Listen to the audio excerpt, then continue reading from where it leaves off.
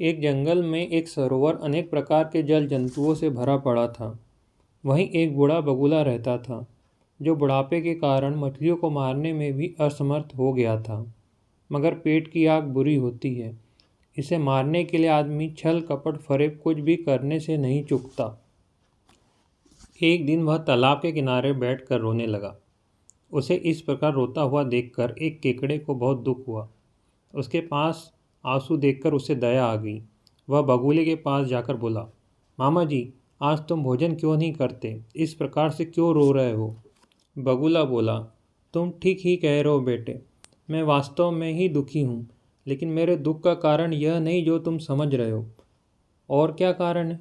मैं तो केवल उपवास कर रहा हूँ ताकि आने वाले संकट से सबकी रक्षा हो। कैसा संकट मामा? बेटा, मैंने सुना कि 12 वर्ष तक बारिश नहीं होगी, बस इसी संकट को टालने के लिए। किससे सुना आपने? एक ज्योतिष के मुंह से।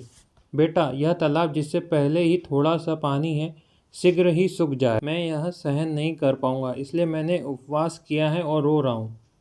इस समय थोड़े पानी वाले सभी तालाबों के जंतु अपने मित्रों की सहायता से बड़े बड़े तालाबों की ओर जा रहे हैं। अब कुछ ही दिनों में यहाँ पर सब कुछ समाप्त हो जाएगा। केकड़ा उस बगुले की बात सुनकर सब जंतुओं के पास जाकर आने वाले विनाश की कहानी सुनाने लगा। उस कहानी को सुनते ही डर के मारे कांपते हुए कछुए मछलियाँ उस बगुले के पास आकर पूछने लगे, मामा, क्या इस मौत से बचने का कोई रास्ता है? बगुला बोला, इस तालाब के पास ही एक तालाब है जो 24 वर्ष वर्षा न होने पर भी सूखेगा नहीं। जो कोई मेरी पीठ पर चढ़ जाए, मैं उसे उस तालाब में छोड़ सकता हूँ। बगुले की बात सुनकर जंतु बोल उठे, मामा, मुझे वहाँ ले चलो। हर कोई चाहता था कि पहले मैं वहाँ पर पहुँच जाऊँ। बस फिर क्या था, बगुले की चाल सफल हो गई। पहले उसने मछलियों को ले जाने के लिए चुना। वह बारी बारी कुछ मछलियों को अपनी पीठ पर लादता और एक चट्टान पर जाकर खा लेता। इस प्रकार वह रोजाना ही मछलियों को खाने लगा। केकड़ा बेचारा रोज ही बगुले से कहता कि मुझे भी उस तालाब में छोड़ आओ, मगर हर बार ही बगुला उसे छोड़ जाता और मछलियों को ले जाता। एक दिन केकड़े ने बगुले से पूछ ही लिया, मामा जी, आप मुझसे सबसे अधिक प्यार करते थे, लेकिन इस भयंकर मौत से बचाने के लिए आप मुझे यहाँ से निकाल क्यों नहीं ले जाते? बगुला केकड़े की बात सुनकर सोचने लगा कि रोज रोज मछलियाँ खाकर मैं तंग आ गया हूँ। केकड़े को खाने से जरा मुँह का स्वाद भी बदल जाएगा। यही सोचकर उस बगुले ने केकड़े से कहा, चलो बेटा, आज तुम ही मेरे साथ चलो। बस उस केकड़े को अपनी पीठ पर लाद कर बगुला ले चला उस चट्टान की ओर। केकड़ा भी चतुर था।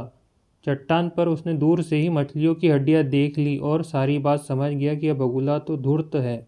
बस फिर क्या था, उसने बगुले को मौका दिए बिना अपने कैंची जैसे पंजों से उसकी गर्दन पकड़ ली। हाय, बगुला चीखा, क्या करते हो बेटा? धूर्त, मैं तेरी सारी चाल समझ गया। हमें डराकर तूने इस तरह पेट भरने का रास्ता निकाला।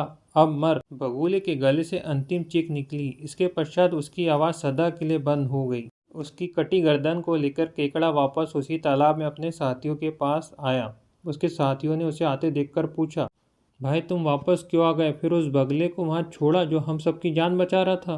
केकड़े ने हंसकर कहा, अरे मूर्खों, वह बगुला तो बड़ा झूठा और धोखेबाज था।